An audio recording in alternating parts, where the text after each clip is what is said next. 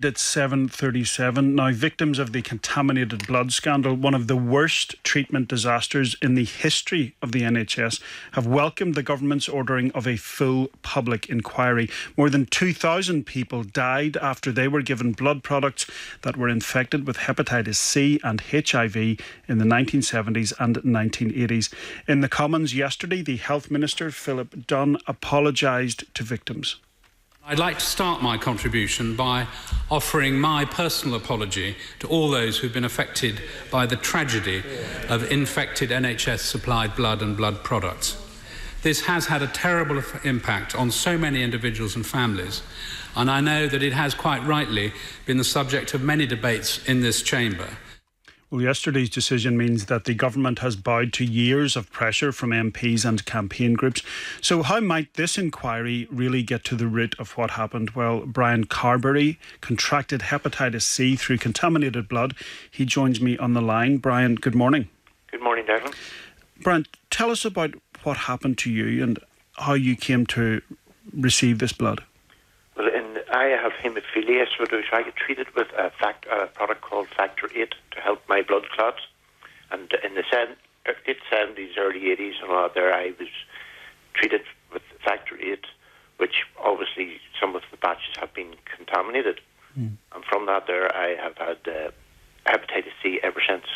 What age were you, Brian, when you received the Factor 8? In my teens or early 20s. When did it become clear to you that this had happened, or how did you find out?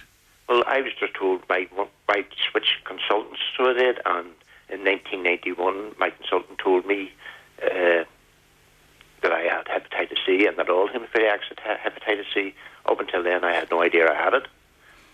And how has it affected you since? Well, it's the hepatitis C, it slowly destroys the liver. It leaves you very fatigued.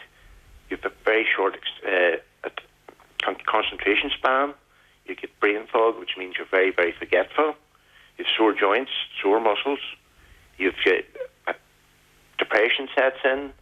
You're at risk of contracting cancers, or highly increased. And unfortunately, I did have cancer a couple of years ago now from it. And your life just struggling every day. So you believe that the cancer that you got was a result of the hepatitis C? It is contributed. It's one of the things that does contribute to hepatitis C. Brian, the details, when you even begin to read into them, are astonishing, because some of this blood was taken from injecting drug users. Some of it was taken from prisoners in the US, all of whom were paid for the blood that they were donating. Even before the general awareness of HIV, it seems to have been a remarkably risky approach taken by the NHS. Well, it was, definitely, and there's warnings coming from America and all that there. They're pulling all this blood together. It just takes a couple of infected people to spoil the whole batch. And they weren't heat treating the blood enough and all that there to kill off these viruses. How do you feel, Brian, about what has happened to you? Well, I feel we definitely need the public inquiry, because even whenever they found out in the early 80s that this blood was contaminated and all that there, they still continued using it up until 1986. Yeah, it's not just the initial mistakes of what happened, is it?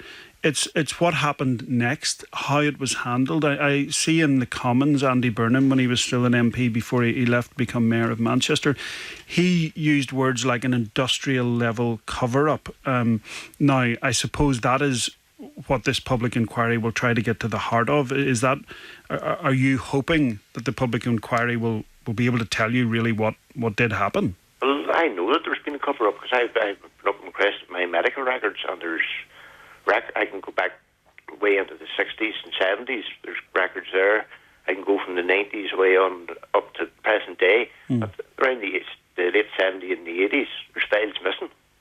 So your own medical records from this crucial time are just not there? They're just not there. So you were told in 1991 by your new consultant that you had hepatitis C. How did that consultant know that you had it? Clearly your blood had been tested. Yes, but clearly it had been tested and all that there, but obviously in my notes it must have said it hadn't been notified as of yet. So you had this for some time and nobody thought to tell you? No, this is it. And my consultant at the time says it's something that I will live with. It's not something that's going to kill me, you know. But now it's all proven now that it will actually kill me. You clearly welcome this announcement then, Brian? Well, accountability has to be made somewhere along the line, and any other inquiry has been closed behind doors and all that there, and nobody's been held accountable, and nothing's really come from any other inquiry. Whereas this is going to be an open inquiry, and people are going to be made accountable for the actions that they took. Okay, Brian Carberry, thank you very much indeed for joining us.